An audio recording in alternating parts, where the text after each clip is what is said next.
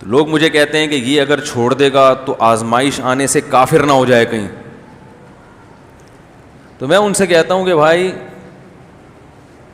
حلال ہونے کا فتویٰ ہم کسی قیمت پہ نہیں دے سکتے. یہ لٹکے گا تو ساتھ میں ہم بھی الٹے لٹکے ہوئے ہوں گے قیامت. اللہ کہے گا تیرے باپ کا دین تھا جو تو یہاں بیٹھ کے لوگوں کو فتوے دے رہا تھا. قرآن میں اللہ نے اصول بیان کر دیے کہ حرام کب جائز ہو جاتا ہے. رہا یہ مصلحت ایک الگ چیز ہے. بعض دفعہ آپ کو پتہ ہے کہ آپ کا بیٹا بیمار ہے, لیکن یہ دوا کھلائی یہ کھائے گا نہیں, تو وہ مصلحت یا اس کو اس غلطی پہ ہم نے تنبیہ کی تو اور بگڑ جائے گا, تو خاموشی اختیار کر لی جاتی ہے. تو خاموشی اختیار کرنے کی اجازت ہے. ہم سے آگے پوچھ رہا ہے کہ پوچھے ہی نہیں, کیا خیال ہے بھائی, اس کو پتہ چل گیا کہ حرام ہے. اب آپ میں اس حرام کو چھوڑنے کا کتنا دم ہے یہ آپ جانو, آپ کا رب جانے. ہمارے کندھے پہ رکھ کے بندوق کیوں چلا رہے ہو بھائی؟ ہم تو یہی کہیں گے جائز نہیں ہے, جائز. جب تک ٹماٹر بیچ کے, سبزی بیچ کے, آلو پیاز بیچ کے اپنا پیٹ بھر سکتے ہو, آپ کہہ سکتے ہو کہ میں نہیں آلو بیچ سکتا, تو یہ آپ کے اندر کا فالٹ ہے. کیا یہ آلو پیاز ٹماٹر بیچنے والے انسان نہیں ہیں؟ اصل میں اسلام کو, شریعت کو اتنا ہلکا سمجھ لیا ہے, اتنا ہلکا سمجھ لیا ہے کہ اللہ کے قانون کی کوئی اہمیت ہے ہی نہیں. بالکل جب ساری چیزوں کا انتظام ہو جائے, بینک کے مینیجر کو 3 لاکھ روپے تنخواہ مل رہی ہے حلال, اسی اسٹائل میں, ایسی ہی کسی کمپنی میں جہاں یہی پروٹوکول ہو, یہی آفس ہو, یہی کرسی ہو, ایسا ایئر کنڈیشن لگاؤ, اسی طرح بٹن دبانے سے چائے آتی ہو, اور 3.5 لاکھ مل رہے ہو وہاں پہ, یا 3 لاکھ مل رہے ہوں, تو پھر یہ قربانی دیتا ہے اللہ کی خاطر کہ میں نے حرام پہ لات مار دی. حرام پہ بولو بھائی لات مار, کمال ہے بھائی, بڑا اچھا کام کیا آپ نے, لات مار. خیر غنیمت ہے, یہ بھی اپریشیٹ تو کرنا چاہیے. تو حرام کو تو چھوڑنا ہے, الاؤ نہیں ہے. اور اسلام نے ہمیں بتایا تمہاری ضرورت 2 وقت کی روٹی, اس سے زیادہ غریبی ہے, غریبی اس سے زیادہ کیا ہے, یہ بنگلہ, یہ گاڑی اور پراٹھے انڈے, یہ ہماری ضرورت نہیں ہے, یہ سب ہماری ہوس ہے. کیونکہ ہمیں اللہ نے اتنا کھلا دیا کہ اب یہ چیزیں ہماری ہوس بن چکی ہیں. اچھا کھلا دیا نا, کسی غریب کو کچھ دن اچھا کھلا دو, اس کو پھر دال اچھی تھوڑی لگے گی. تو ہم سب غریب تھے, اللہ نے بہت اچھا کھلا دیا, تو اب ہمیں ہری ہری سوجنا شروع ہو گئی ہے. بحریہ ٹاؤن کا پلاٹ, ادھر بنگلہ, ادھر گاڑی, ادھر یہ, ادھر وہ, یہ چسکے لگ گئے ہم کو. یہ ضرورت ہوتی تو سب سے پہلے پیغمبر کو ملتی. نبی صلی اللہ علیہ وسلم جو کی روٹی کھا رہے ہیں, گندم نصیب نہیں ہو رہا.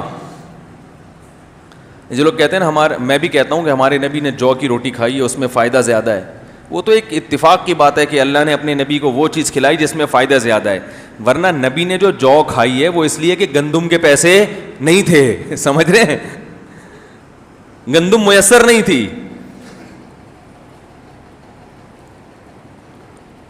تو وہ تو غربت کی وجہ سے.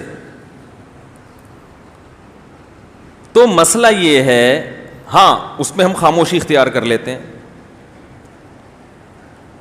بعض دفعہ یہ خطرہ ہوتا ہے کہ یہ بینک کی جاب چھوڑے گا تو واقعی پاگل ہو جائے گا اور پھر اسلام کو چھوڑ دے گا. اس میں یہ کہہ دیا جاتا ہے کہ بھائی یہ ہے تو حرام ہے, تو جائز نہیں ہے یہ.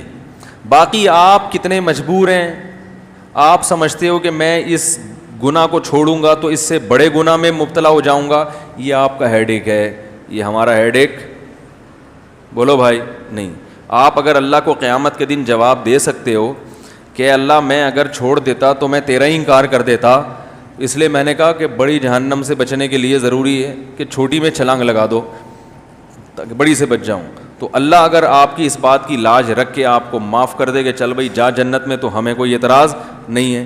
لیکن ہم اپنے آپ کو بھیٹ چڑھا دیں آپ کو جنت میں لے جانے کے لیے, ہمیں فرشتہ آ کے کک لگائے کہ چل بے تو ادھر چل, تو نے کس بیس پہ کر دیا تھا حلال؟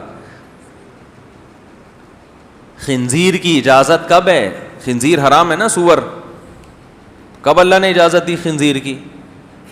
فمن اضطر فی مخمصۃ، شدید بھوک، غیر متجانف لإثم، حد سے تجاوز کرنے والا بھی نہ ہو.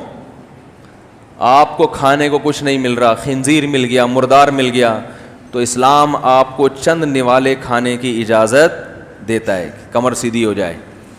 آپ نے کباب بنا کے فریج میں سیو کر لیے، کوفتے، بریانی بن رہی ہے کہ جی مجبوری میں مل نہیں رہا تھا حلال، تو ہم نے اب بریانی پکائی ہے کس کی؟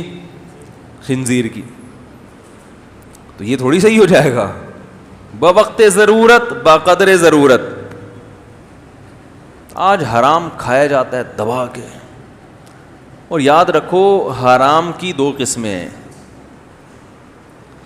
ایک ہوتا ہے اکل الحرام، جو چیز حرام تھی اس کا کھانا، جیسے سور ہے، کتا ہے، بلی ہے، یہ چیز ہی حرام ہے چاہے حلال پیسوں سے خریدو.